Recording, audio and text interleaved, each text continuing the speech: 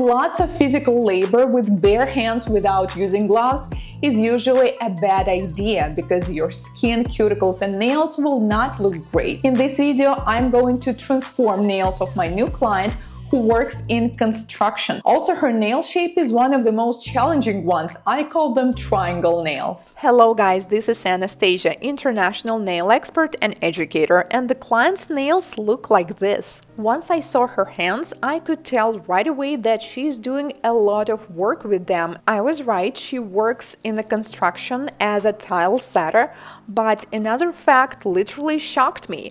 She said that she is not using protective gloves. So when I asked why, she said that her company where she works, they do not provide it. And honestly, to me, this is really surprising because, for this kind of job, you definitely would want to protect your hands. Let's start with the nail prep, and I have a new metallic pusher, and the shape is exactly the same as orange wood stick.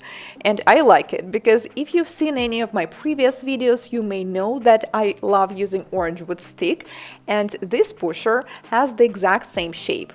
So once you take a look at her cuticles, sometimes it seems, well, it's not that bad, but once I start pushing them back, now you can see that there's a lot of excess dry skin on her nail plate, which means we need to clean it all before starting the product application. And if I took electric nail file right away, it would be a very bad idea because you can see it's not that easy to push back her cuticles, and if I would try to file it off right away, I may damage her nail because I would need to clean and touch the surface of the nail plate too much, so it's much better to separate it first. Then I use the other side of the pusher, which is slightly sharper, to clean some of the cuticles from the nail plate because I can do it manually, and only after that I'm going to proceed with electric nail file. Sometimes I get questions, what should we do if there is some dirt underneath the nail? And it does not have to be necessarily the dirt, sometimes it's just stains and it's almost impossible to clean it completely. So my solution is simple. If I want to do extensions, I just file the nails as short as possible, and then you don't really need to clean anything. They are going to be clean. I think this is something that you expect when you have a person who's working with their hands a lot, and this is what they look like after I filed off the free edge because there's no sense to keep it. It's peeling anyway, and also I'm going to do extensions with dual forms, so they are going to be on my way. So I file them as short as possible and proceed with dry manicure. This is diamond flame-shaped bead with red abrasive mark, and the speed is 18,000 rotations per minute. We have a lot of work to do here, and honestly, I enjoy it so much. This process is just so satisfying. If you are new to using electric nail file, please do not try to do dry manicure right away because this is quite an advanced technique. I recommend you to try product removal first. And if you would like to learn it with me, I have an online class, Electric Nail File 101, which is suitable for beginners. We are going to learn everything about electric nail files, drill bits, speeds, and pressure. We are going to do different kinds of exercises on the tips, on plastic hands, on eggs, and only after that we will practice on ourselves and later on the live models.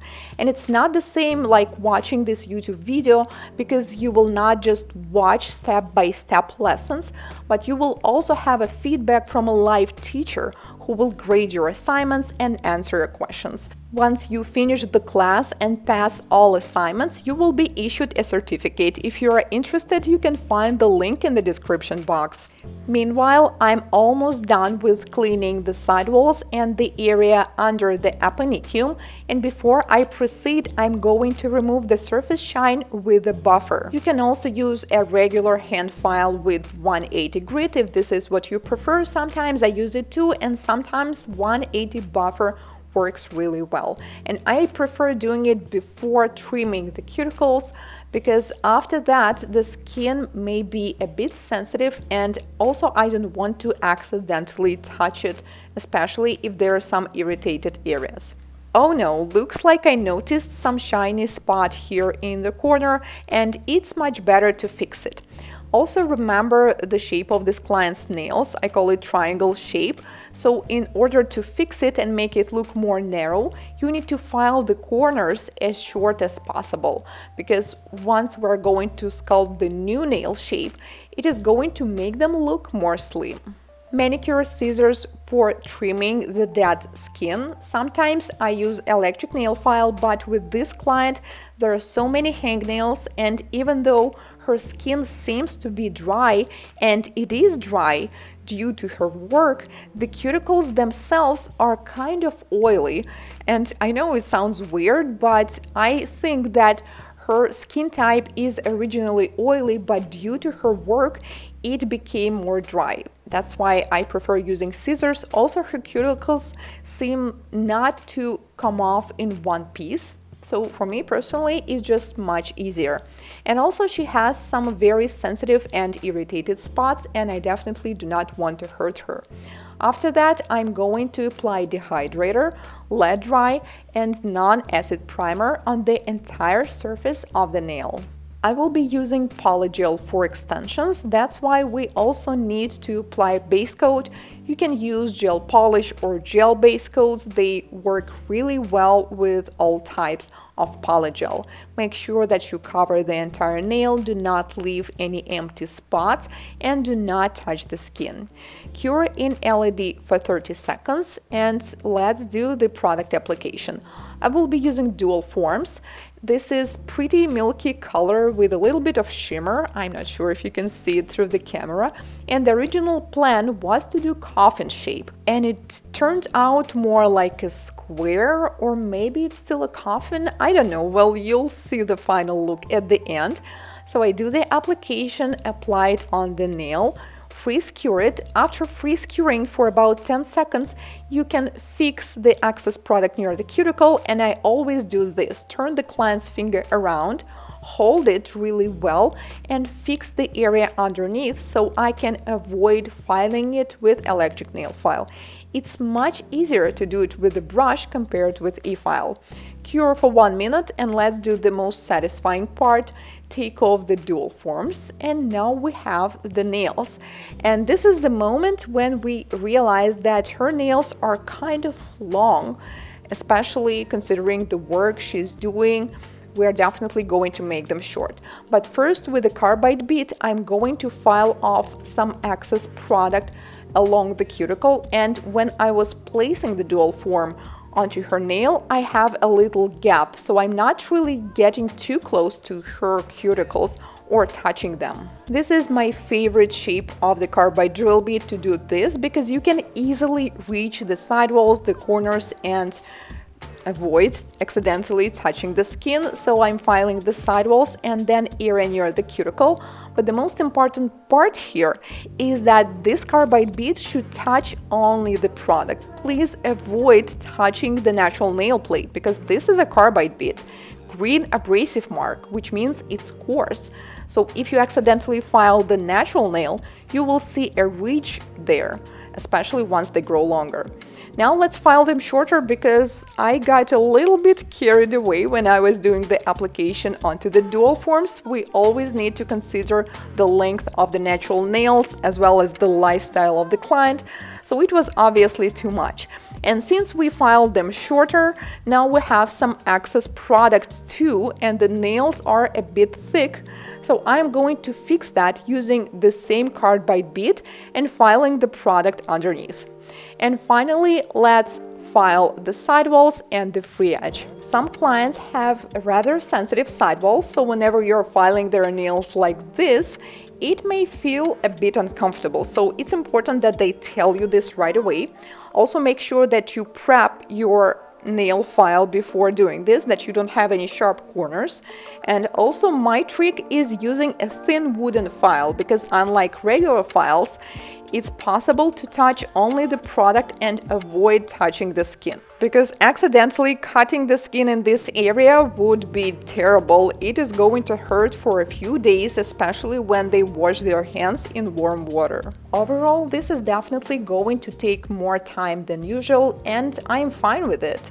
Once I saw the nails of this client, I knew that it will require a bit more work than usual. That's why I never have my appointments back to back, because I don't really want to be in a rush and be worried that I didn't finish or clean something properly. Finally, on some nails, I'm buffing the surface just to make sure that it's absolutely smooth. And since we had a little gap near the cuticle, now it's time to cover it. And my original plan was to use the color on the top, but now I realize that it will not hurt to add a little bit more of product and structure on the top. That's why I found the matching gel color. So I'm going to add it near the cuticle and also build a little bit structure on the apex to make sure the nails will not be too flat, so they will last for a few weeks. First, I add the product near the cuticle and then I blend it towards the center. Honestly, when I first looked at this gel, I was worried that the color looks so different, but now through the camera, I think it's almost a perfect match. And in the real life, once we sealed it with a top coat, also I think no one will be able to tell. The only thing that is a bit sad is that original Polygel has a little shimmer on it, and since we added a regular color on top, now you can barely see it. It took me almost forever to do this with a detailer brush. That's why on the next nail I took the regular brush from the bottle. I don't really know why I used this small one at first. And I do the same, add some product near the cuticle, and then with the floating technique I apply more product towards the center of the nail.